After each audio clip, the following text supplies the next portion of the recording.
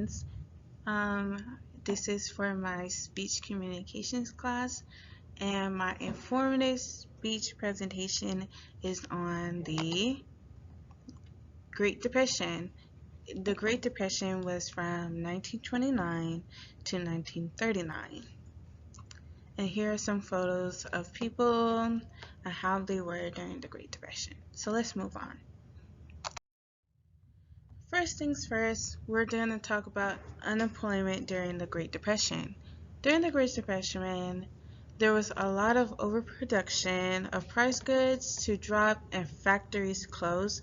Thus, people were fired, people were laid off, a lot of people were unemployed basically. And a lot of people, the economy soared down, and there was like, basically, by this graph, the unemployment goes from 4 to 12 million. Thus, everybody was mainly men, because during this era, it was a lot of men working. So, a lot of men were out of jobs and couldn't really take care of their families. So, yeah. On to the next slide is what I like to call jobless. Basically, if you were unemployed, the jobless becomes the homeless. So basically, if you were unemployed, you were unable to feed your family, you were unable to pay rent. So a lot of people, since you couldn't pay rent, were out on the streets and with no roof to cover. They couldn't really take care of their children. Thus, the children, they had to quit school and look for jobs. And during this era, children had to go work at a lot of jobs that considered very manufacturing, a lot of where it was like unsanitary conditions and very dangerous for children at the young as 7 years old.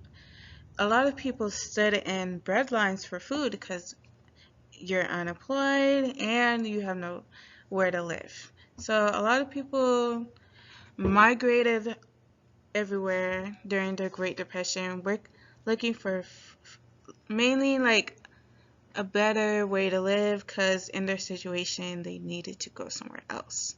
So a lot of people moved from town to town hoping to find work. On to the next slide is some pictures I put of people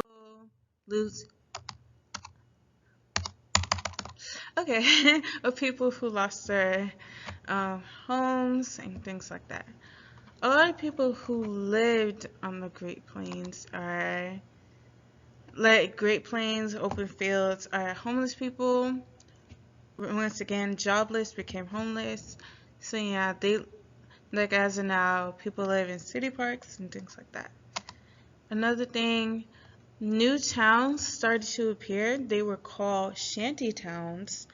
Basically, they were Hoovervilles, where President Hoover, he created these Hoovervilles, and it was mainly to profit off of them, mainly to create these villas to exploit the poor, basically. Yes, so once again, President Hoover, he didn't really end the crisis, he more so added on to it. That's why a lot of people revolted against him, because of these Hoovervilles. They had to pay high rent and go to these jobs under Hoover, and it was more so, it was just elongating debt they had to do. So, Hoover made out of boxes, houses made out of boxes and newspapers. Once again, a lot of homeless people were struggling. On to the next slide. Now, these are the clear pictures of Hoovervilles. As you can see, people were made of cardboard boxes. A lot of people, it was really a close population.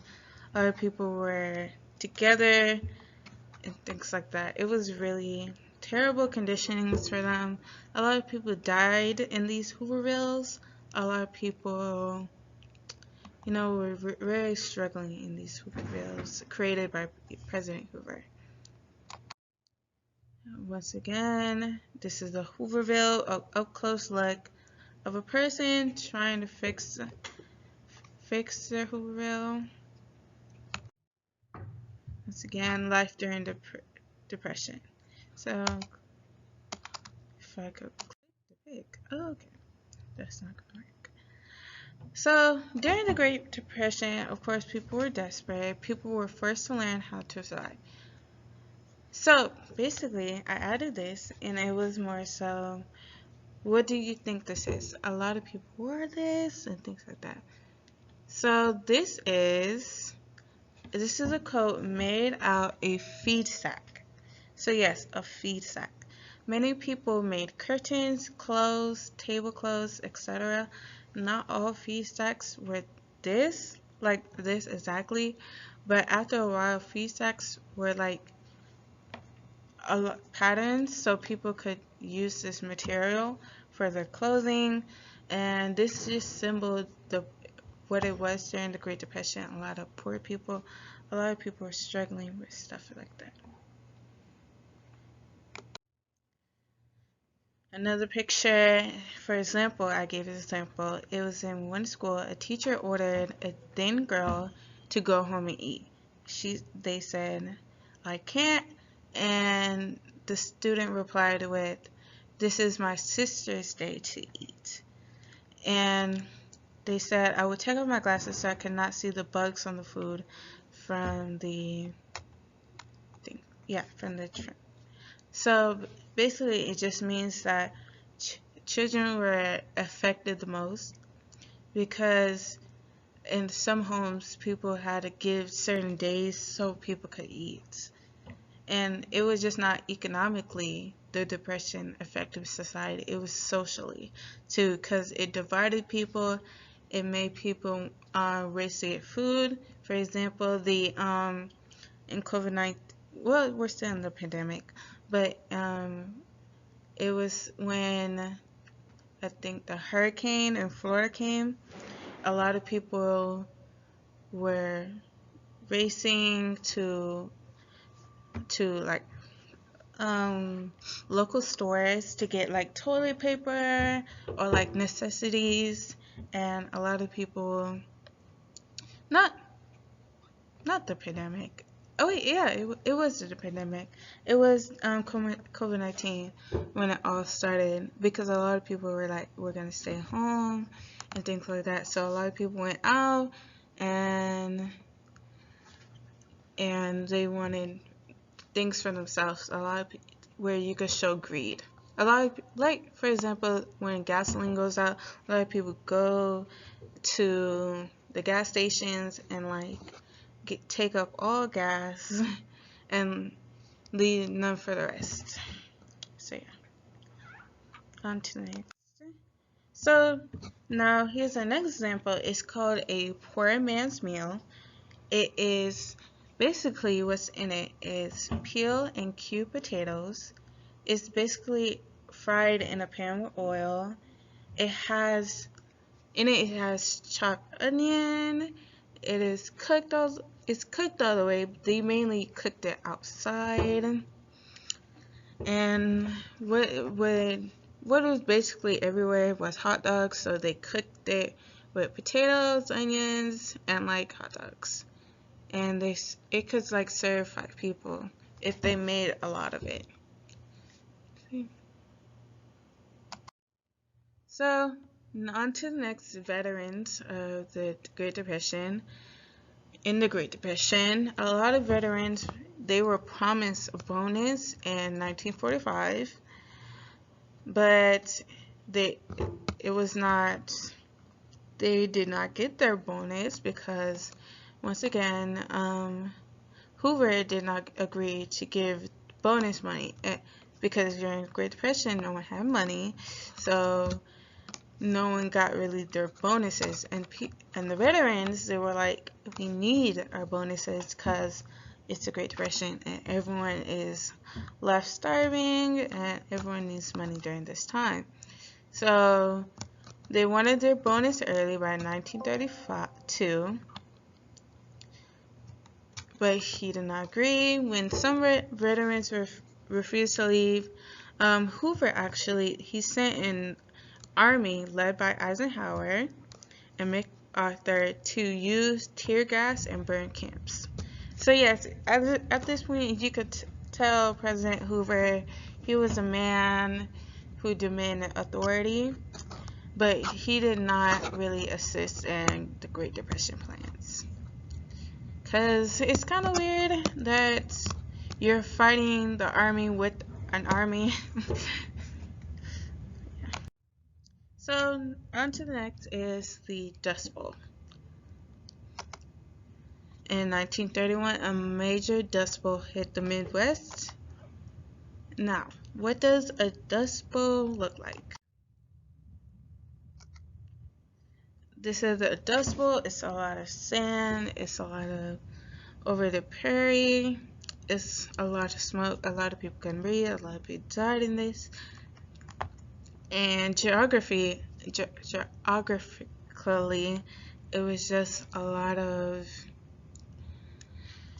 was just a terrible time for everyone because they had to deal with the Dust Bowl and deal with economic situations. So the Dust Bowl is basically clouds of dust swarmed into people's towns and homes. The end result of it is a lot of farm animals died due to lack of water. A lot of dust covered the sky, and ultimately farmers lost farms. Now, with farmers losing farms, a lot of farmers who supply basically our agriculture and like feeding the public, if they lose their farms, a lot of people can't get resources from local stores and stuff like that. So thus a lot of farmers moved to California to find new jobs, new opportunities, because they were not wanted in the West. Ultimately, they were called the Okies. Basically moved from Ohio to California. Okies. So this is a map of their travel. You're just taking a look at it. Yeah. So America needed assistance. Remember that. America needed assistance. Americans asked the government and President Hoover for help. However, Hoover said it was up to each state and local town to help people, and he believed that the economy would recover on its own. So basically, that President Hoover, he said the economy is based on us and not the government assisting. So yeah, that's really a way to put it, is that it depends. He wanted just us to do it, us to fix the problem, the people to fix the problem. But the problem was there was too many people who needed help and not enough money to help everyone. So when you have a president who says it's up to each state, and that state that doesn't have money to support its people, it turns into a bad disaster for everyone.